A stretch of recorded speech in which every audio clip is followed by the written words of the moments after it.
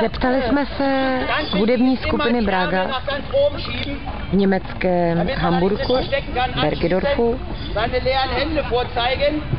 jak jim vychází letošní sezóna a na co se můžeme od nich letos těšit. Alžběta Josefy?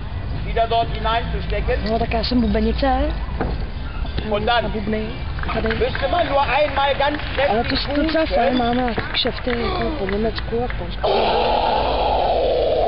A momentálně teda jsme tady v tom Bergedorfu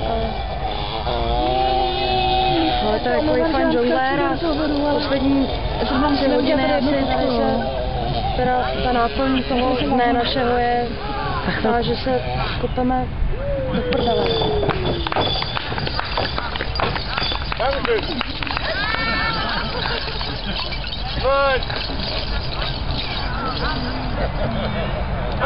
Sletnistka skupiny Bragas Karla Braunová. Bragas si přes svou náplň zachovávají stále fanoušky. Michala Hrbková si přestala česat vlasy. A za skupinu Bragas se loučíme i s Kateřinou Gepisovou.